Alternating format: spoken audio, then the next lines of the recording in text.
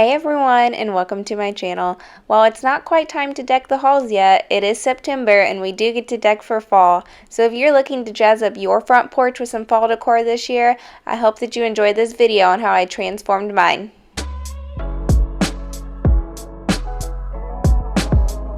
So first we started by gathering the supplies that were needed. So this chicken wire was found in the gardening section at Home Depot. It was 24 inches wide, 25 feet long, definitely more than enough than you need, and only about $15 or $16, I believe it was. And then we went to Michael's. They had their garland, fall garland, 50% off. So I got 8 strands of the more full looking garland with my little helper tagging along. And then they also do an extra 15% off discount for military. One thing I didn't show is we also went to Dollar Tree and got this less full looking garland. I got 25 strands. I had to dig through the bins to find all the ones that had the leaves that I liked. And I'm going to use these for filler in between the bigger strands of garland. So the other supplies that you'll need are zip ties. I used big ones and small ones, gloves for handling the chicken wire, tape measure, and wire cutters. Alright, so after having all of the supplies gathered, I measured my posts to see exactly how tall they were and get an idea of how much chicken wire I was going to need, and then waved at my neighbor as she honked and went by, and then got the chicken wire opened and ready to unroll. That thing was wrapped tight with I don't even know how many feet of wire wrapped around it. Then I attempted to unroll it and measure it, and I say attempted for a reason because I definitely did not hold it back, and it totally wound up my tape measure and everything. But you live and you learn, and this time I rolled it out and I definitely had something hold it in place while I made my measurement and cut it to length. And so once I had it cut and I was able to get rid of the rest of that wild roll of chicken wire, my plan was to do 6-inch wide sections running up the post and across the top. So since this is a 2-foot wide piece of chicken wire, I originally just made my first cut going straight down the middle. My hands were definitely getting tired of cutting every little wire with these cutters, but there was a seam straight down the middle, so I was able to follow that to get my first long cut.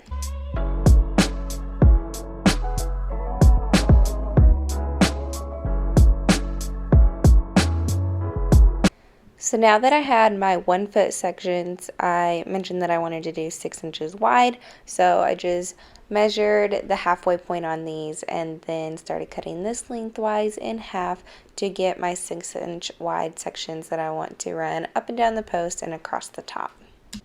And so here are the sections that I'm going to use on the post, and one thing I wanted to point out is one side is more sharp than the other. So the parts that I cut have the more jagged edge. That's the original outer edge, so it's more smooth, and I'm going to try to put the more jagged edge up next to the post, and that's just in case anyone like, a little toddler might go up there and try to touch it. And so now that we're ready to put the chicken wire up on the post, first I figured out how many of my zip ties connected together it would take to go all the way around the post. And then I started my battle with these pieces of chicken wire. They are just wide enough to be dangerous, to snag your clothes while you're putting them up or to cut your arm, so just be very careful. Definitely make sure you have gloves on. And so then I just continued working my way down the post, adding in those zip ties and securing it. I didn't want to go too far in between the connection points because you want to make sure you have enough tension on the chicken wire so that it will hold straight and flush. And plus you're dealing with outdoor elements here. So in Florida we have a lot of wind. We do get rain. It actually rained on me this day that I was putting all of this up. So you just want to try and make it nice and secure and have enough tension and support.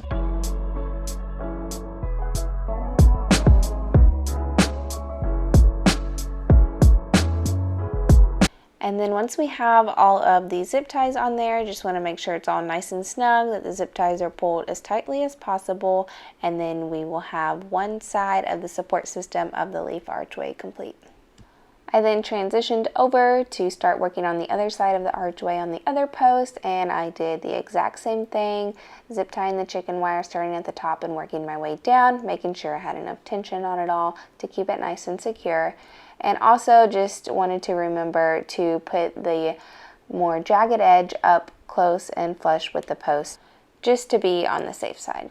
I then took my measurement for the piece that I wanted to go across the top, and I just measured the bottom post to post because it was going to be the same at the top. So instead of cutting a whole new piece of chicken wire, I still had that other 1 foot section that I cut off of the original piece. So I knew that one of those pieces was not going to stretch all the way across because the distance across the top was about 4 feet farther than the distance of how tall the posts were. So what I did is I just took one of the 6-inch pieces, started connecting it at the post, and I had some hooks already at the top where some hanging plants, I guess some previous homeowners had used for hanging plants. So that's what I attached my chicken wire to at the top, and then I just attached that second 6-inch piece to the first one and continued the rest of the way around the top. And then I cut off any excess that I had, and then I had the complete support system going all the way around for the leaf archway.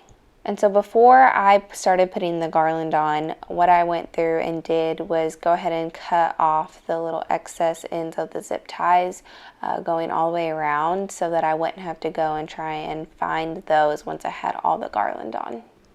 Now it's finally time to bring this archway to life and add some color to this front porch of mine. And so I of course started with the more full and lush strands of garland, and I just started attaching at the bottom, and then I would pull it nice and snug and attach it at the top. Once I had it secured on both ends, I would go back through and start attaching and securing it in the middle sections.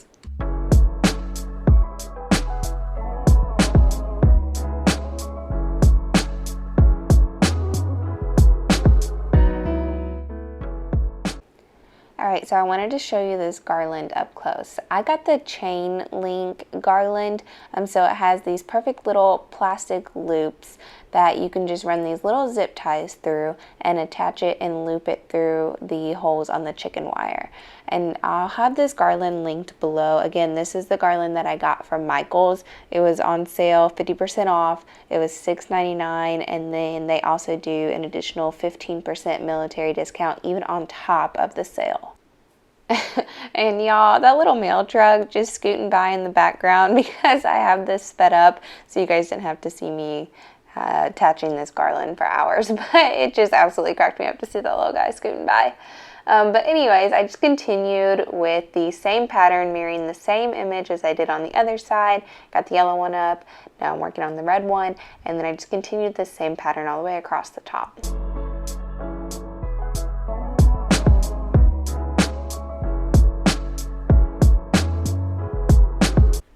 Okay, so here's how it looks after getting all of the more full garland pieces up. Now, I only purchased, as I said, I think 8 of these strands of garland.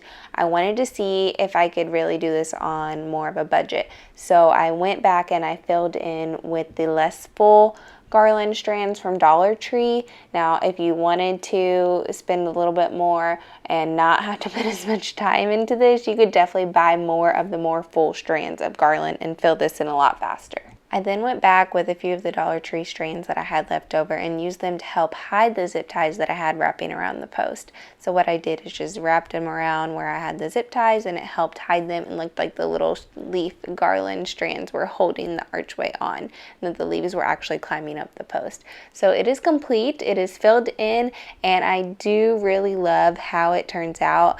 It really added a pop of color to the whole front porch. Now, this day was a little bit of a rainy day, so it's not as bright outside, but when the sun hits it, I absolutely love it. So now I get to start adding more, and that is where my little helper comes in. So we are going to start planting some mums and some of these planters that I already had. I actually bought these from Dirt Cheap. If y'all have never been to a Dirt Cheap, it is one of my absolute favorite stores. I got a really good deal on these, and so I got my mums, majority of them I got from Lowe's. I got some smaller mums to group into some of these planters together, and then I got a more medium-sized mum to put in a pot by itself, and then I got one large. So ended up with some yellow, orange, a medium size, like burgundy deep red one, and then a really bright purple one for the large mum.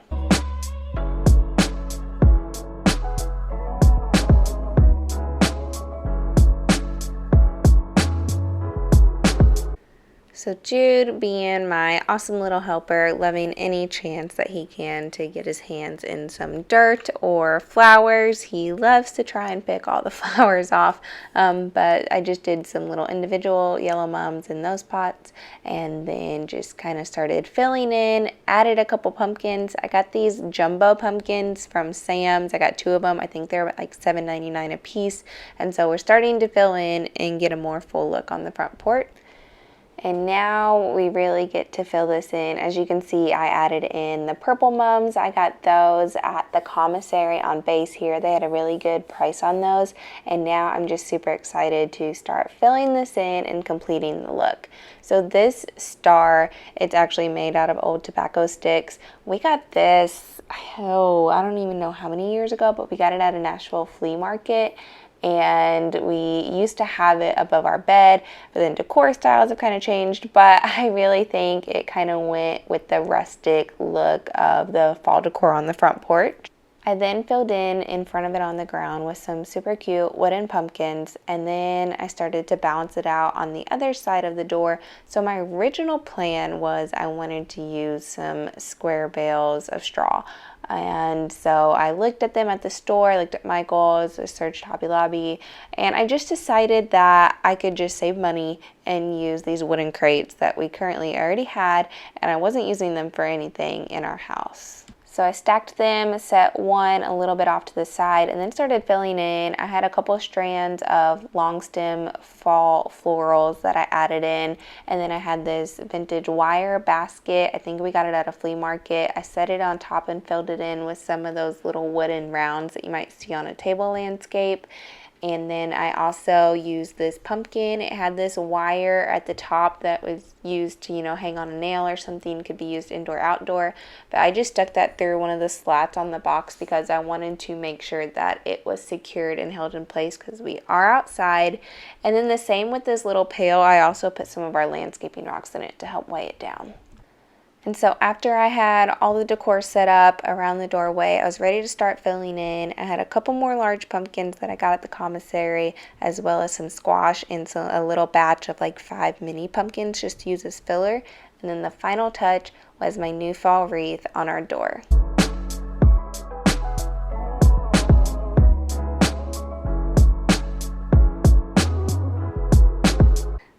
All right, y'all, I just love it. I love how it turned out. I would say it's exactly as I pictured, but I really didn't know what direction I was going to go in beyond just completing the leaf archway. But I love how it all filled in, how the colors are playing well with each other, the planters that I had already, pulling from the blue from the doormat, the green from the pillows, the green on my front door, and then just the fall ambers and reds, and all the oranges and yellows. I just really love pulling into my driveway, coming home from somewhere, and seeing this pop of color. So I will give you a little bit of a rundown of some of the things that I may not have touched on where I got them or not gone into much detail. So I mentioned that majority of the mums came from Lowe's, except the big bright purple one came from the commissary, as well as pumpkins and the squash. The planters I already had. The doormat, it was a large doormat actually, and it came from Sam's and it was only $10. The star got at the flea market, but these cute, adorable wooden pumpkins were carved out, painted, stained, torched by my sister, actually. A few years ago, she made these. I love these, and I'm just so excited I finally had a front porch to put them on. Now, the pillows, the green plaid pillows, those actually came from Home Depot. I got them on clearance because they had all their patio stuff on clearance. They were only $4.99 a pillow. And then the cherry on top for me is the new fall wreath that I got at Kirkland's this weekend while they had their 50% off sale. The colors of it, the style of it, it is just absolutely one of my favorites. And now we get to see how it looks all lit up at night. Now this is just, it's super exciting to me because this is what the little trick-or-treaters are going to see when they come to our house and see if they're going to get their treat or their trick. And I'm just so happy with how it all turned out. And I hope that this can inspire you if you're looking for some inspiration to get that fall decor out. And I hope that you enjoyed watching me jazz up our front porch. And as always, thank you for watching.